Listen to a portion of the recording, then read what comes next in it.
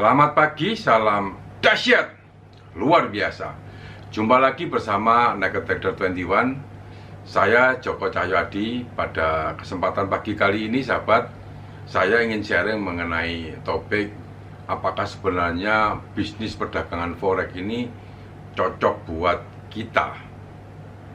Namun demikian, seperti biasanya sahabat, sebelum saya mengulas lebih jauh, lebih detail lagi, selalu izinkan saya untuk memberi hormat kepada sahabat-sahabat trader, juga sahabat YouTuber di seluruh Nusantara, juga pada sahabat-sahabat yang baru menonton di video Naked Trader 21. Mudah-mudahan pada kesempatan pagi kali ini Anda semua dalam kondisi berbahagia dan luar biasa.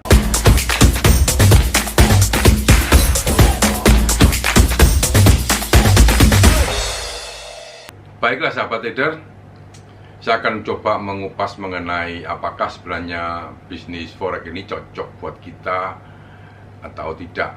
Karena banyak DM juga masukan ya dari sahabat-sahabat trader di Nusantara mengenai kekecewaan yang tumbuh muncul karena kerugian yang dialami ya.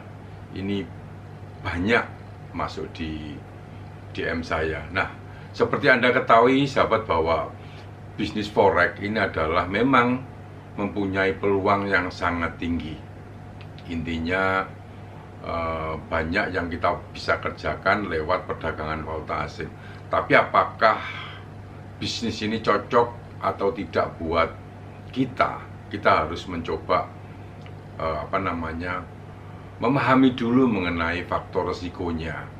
Nah, ini karena banyaknya masuk DM mengenai kekecewaan ini, saya mencoba untuk memberikan penjelasan bahwa karena banyak tenaga-tenaga marketing dari perusahaan pialang ini memang menawarkan mengenai perdagangan valuta asing, tetapi tidak banyak yang menjelaskan mengenai aspek risikonya. Nah, ini akhirnya banyak saya berdiskusi sama ya intinya korban ya. Ini mereka merasa bahwa tenaga marketing atau pemasarannya tidak pernah menjelaskan mengenai aspek resikonya. Dan kadang-kadang tenaga pemasaran ini juga tidak tahu mengenai KYC-nya ya. Know your customer-nya tidak tahu, dan asal mendapatkan bisnis. Inilah yang kadang-kadang membuat celaka orang. Nah, di dalam video ini saya mencoba untuk sharing sahabat bahwa karena faktor resiko yang cukup tinggi di dalam perdagangan valuta asing, ini kita harus menyesuaikan apakah ini cocok buat kita atau tidak. Dan kemudian banyak juga mengenai teman-teman yang ngerasa bahwa ada beberapa orang yang nge-DM saya bahwa dia adalah seorang pensiunan yang notabene ini ingin menikmati masa tuanya dengan tabungannya. Memang tidak ada yang salah juga saat pensiun mengembangkan uang yang pensiun ini, artinya dari hasil pensiun ini untuk dikembangkan lagi, dikelola lagi di dalam perdagangan valuta asing.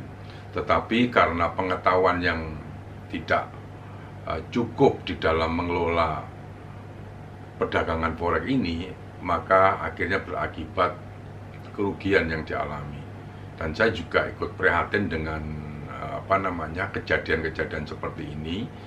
Dan perlu juga saya sampaikan sahabat bahwa kita sendiri sebagai pelaku bisnis ya, pelaku bisnis atau Anda yang ingin berkecimpung di dalam perdagangan valuta asing, saya mencoba untuk mengingatkan bahwa di dalam perdagangan forex ini tidak bisa kita hanya dengan pengetahuan yang tidak mumpuni, artinya hanya mengelola asal-asalan. Nah, kebanyakan para tenaga pemasaran atau pelaku bisnis pemula di dalam perdagangan valuta asing ini hanya berpatokan pada harga tertinggi, harga terendah. Seperti pada akhir-akhir ini sahabat, banyak harga-harga terbentuk baru, seperti Anda lihat mengenai perdagangan minyak contohnya. Ini memang terendah di dalam beberapa waktu yang lalu. Dan apakah ini cukup memberikan prospek di dalam perdagangan valuta asing? Seperti video sebelumnya saya juga utarakan bahwa ada peluang, tetapi juga Anda harus tahu aspek resikonya. Nah, inilah yang sebenarnya yang harus dipahami. Kemudian karena pengetahuan yang tidak banyak, maka banyak masyarakat ini berpikir, oh iya sekarang harga ini murah. Kemudian banyak yang berbondong-bondong menginvestasikan uangnya ya untuk di perdagangan perdagangan forex. Nah, memang dalam waktu-waktu tertentu memang harga ini memang bergejolak, lagi murah. Kemungkinan saat pertama Anda mengambil posisi beli misalkan dengan harga yang murah ini mendapatkan keuntungan. Dan parahnya lagi, pengambilan keuntungan pun juga sedikit-sedikit tanpa juga mengendalikan mengenai bila terjadi resikonya. Nah, ini yang sebenarnya menjadi kekhawatiran saya sendiri, prihatin mengenai aspek money manajemennya tidak dijaga dengan baik. Nah, sahabat trader, kita mesti harus ingat apakah bisnis ini cocok dengan kita, dengan kondisi kita, atau dengan karakter kita.